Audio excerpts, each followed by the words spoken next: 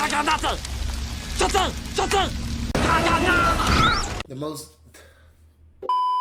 most violent cave incidents ever. Incident. On Saturday, 5th January 1980, What did he say? Wait, am I tripping? Punta Negra incident. On Saturday, 5th January 1980, the ocean off the coast of Punta Negra, Chile looked calm. Jose Miranda, an experienced hookah diver, was aboard a small boat with his crew. Hookah diving used a long air hose connected to a compressor on the boat instead of heavy tanks. That morning, Jose had already completed... Yeah, I must be a DJ. Yo, I was like, hookah diving? In my head, I was thinking you talking about hookah. Yeah, I was going to say, y'all smoking? I was like, how can you be a smoker and diving underwater? I don't know. I think I was tripping. One successful dive harvesting shellfish and spearfishing. The boat moved to a second dive location a short distance away. What the crew... Wait, hold on. Wait. So it's a hose. He's diving with a hose connected to the boat and they're moving? Isn't it? Bro, that shit down dangerous, bro. Are they experienced? Didn't fully appreciate was that this spot sat close to a sea lion haul out. Earlier that week, divers had found fragments of sea lion bodies torn and scattered on the seabed. Jose slipped into the water, adjusted his gear, and swam about 15 feet from the boat. He was wearing a weight belt and began to descend. The air hose trailed behind him, and his exhaled breaths created bubbles that marked his position. Above, the sea lion haul out remained active with sea lions diving and surfacing. From the surface, everything looked normal with bubbles rising steadily. Then, without warning, the bubbles stopped all at once. The compressor on the boat began to strain as pressure climbed rapidly. The water beside the boat erupted with a violent burst of red-stained bubbles. A massive... Oh my God. Great white shark surged upward with its jaws clamped around Jose. Jose had been decapitated with his head completely gone and... No! He got killed by a shark! Oh my God. Yo, see, look, I tell you, it's always something about the water, though. Like, yo, diving in the water got to be one of the most dangerous things ever. That was worse than that, the campfire cave shit. One arm missing. A deep... One arm missing? Straight bite mark ran horizontally across his body. The shark released Jose and slipped back beneath the surface. Other boats rushed toward... Oh, man, yo, he taunted them niggas. Yo, the shark taunted him. He was like, yo, get your man, pick your mans up. Oh, my God. The scene, but the shark began circling slowly and deliberately. It would rise above the surface, inspect the vessels, then ram them with its body. This happened at least 3 times as the shark guarded what it considered its prey. For hours, the boats were locked in a dangerous standoff. Eventually, through careful coordination, they managed to retrieve Jose's remains. Examination showed bite marks on his lower back, indicating the shark attacked from above. The weight belt around his stomach may have prevented the shark's lower jaws from cutting deeper. There was no additional feeding after the first bite. Everything happened in one moment. Witnesses estimated the shark at 25 feet, though experts suggest around 20 feet was more realistic. Jose Miranda had entered an area where a large apex predator was actively hunting near sea lions. Jose Miranda's death remains one of the most violent and rare shark attacks ever recorded in Chile. Bro. Fugro, Brazil incident. In mid-April 2000... Wait, so you telling me you was... Wait, so was he down there and he wasn't looking around? Well, you know, if you... Because if you go by... God, I was trying to think, but I was like, what can you do? There's a shark on you. What else can you do? There's nothing else you can do. It's a shark. So I was like, can he fight it? But then again, he just might as well accept it. 16. Eduardo prepared for another shift on the diver support vessel Wyatt Candies off the Brazilian coast. Okay, so his task was underwater inspection and maintenance work at 728 feet depth, where 700.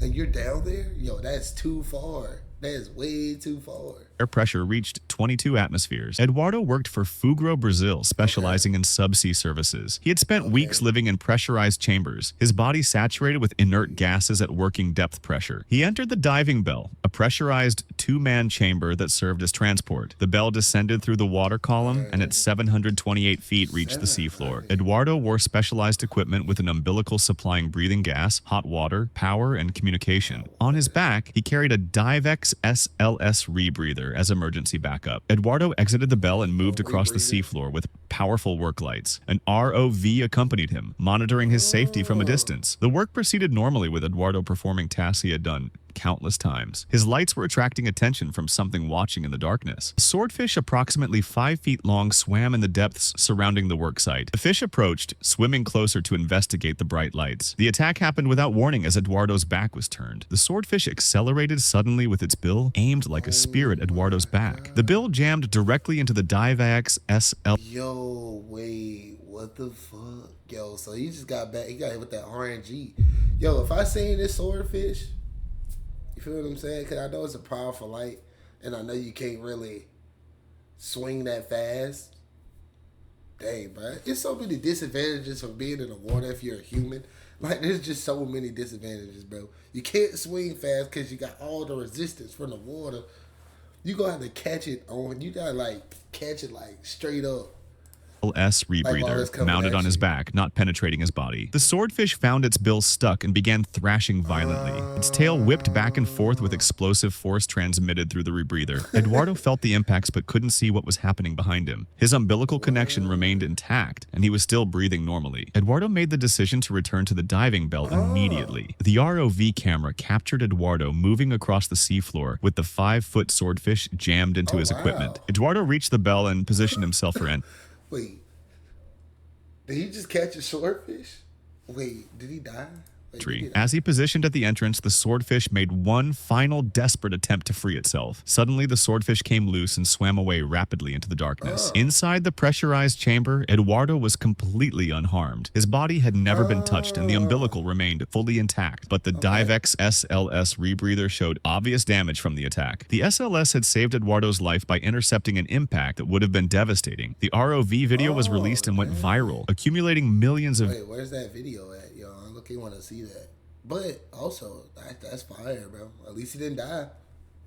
At least he didn't die. Views worldwide. Pozo de Gavilan incident. On June 9th, 2007, Helios Medina and 9 companions arrived at Pozo de Gavilan in Mexico. The site was a massive sinkhole approximately 300 feet deep and 200 feet in diameter. 5 members, including Medina, were certified cave divers planning to explore underwater passages. The remaining 5 were there to practice vertical rope techniques. Sunday morning, the team began rigging the pit for descent, using their vehicle as the primary anchor. At approximately 10 a.m., Medina began... Wait, they're using a car? Okay, they're using a car as an anchor.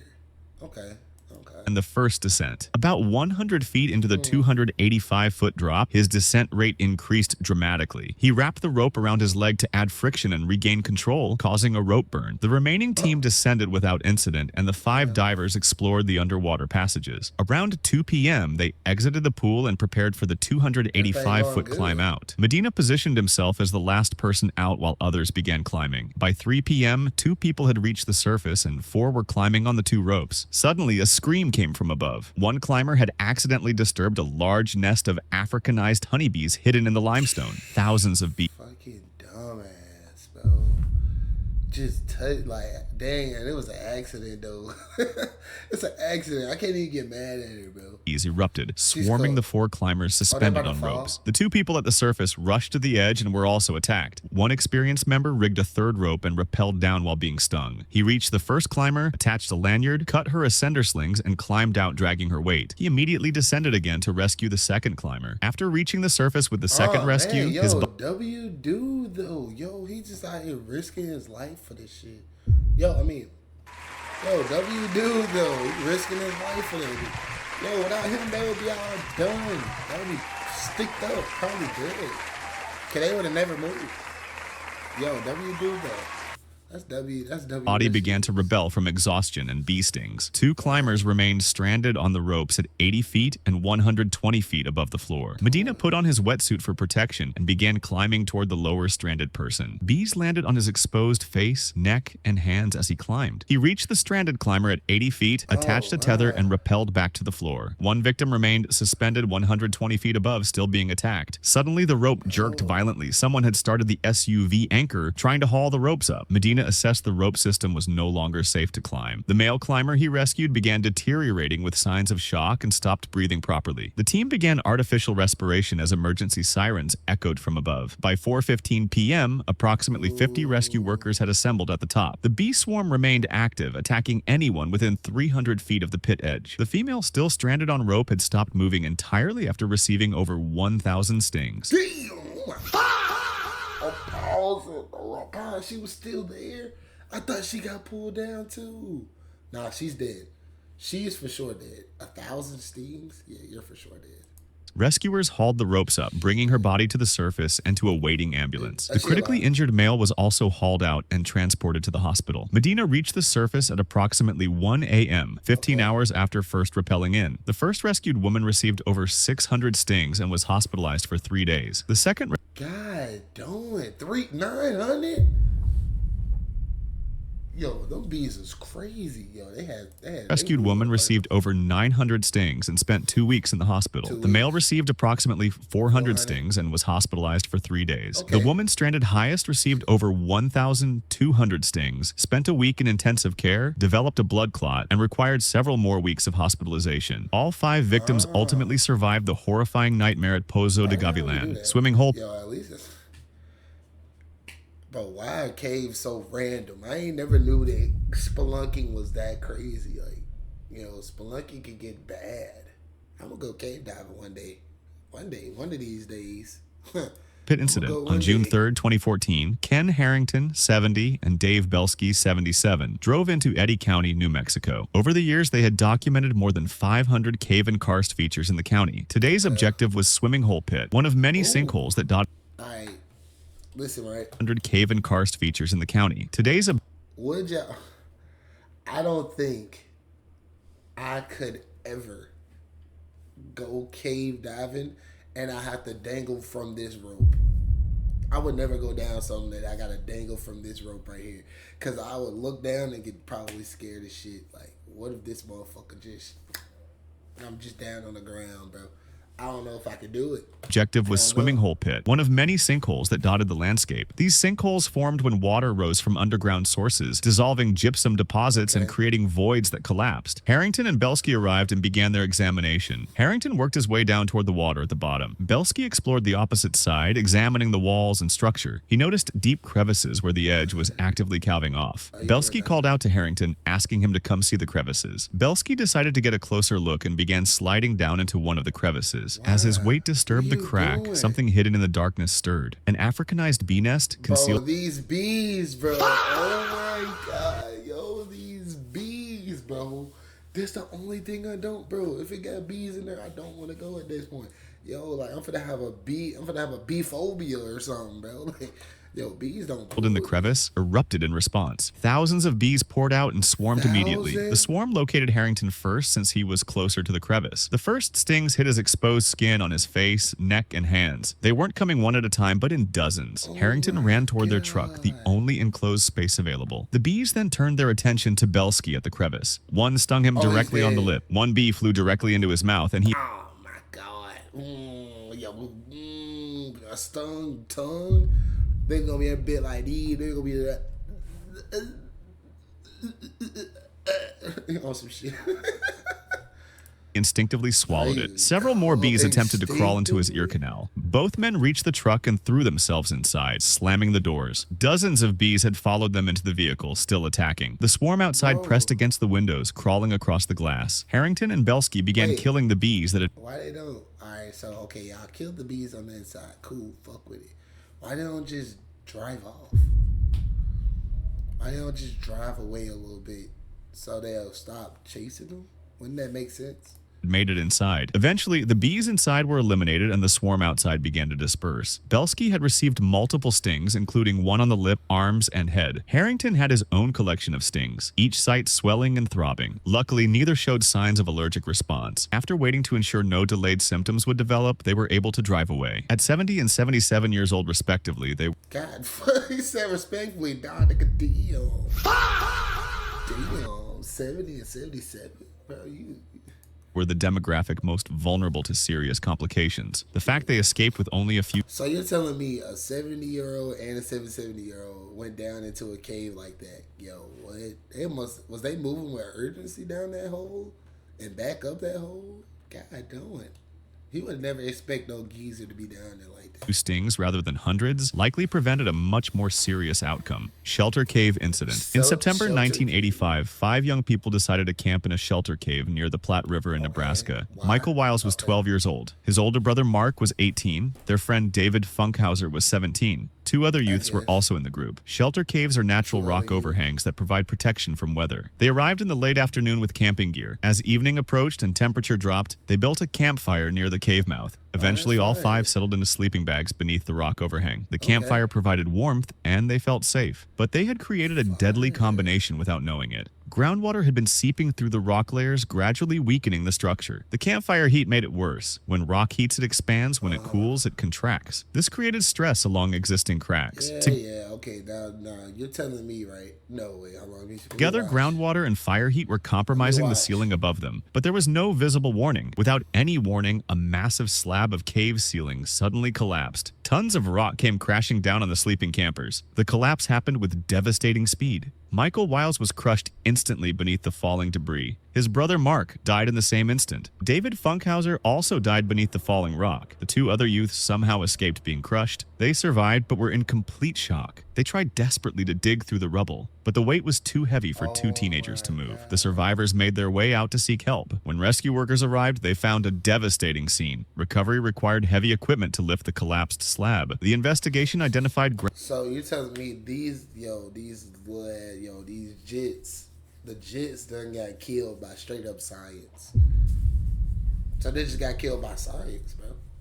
That's just laws of physics, bro.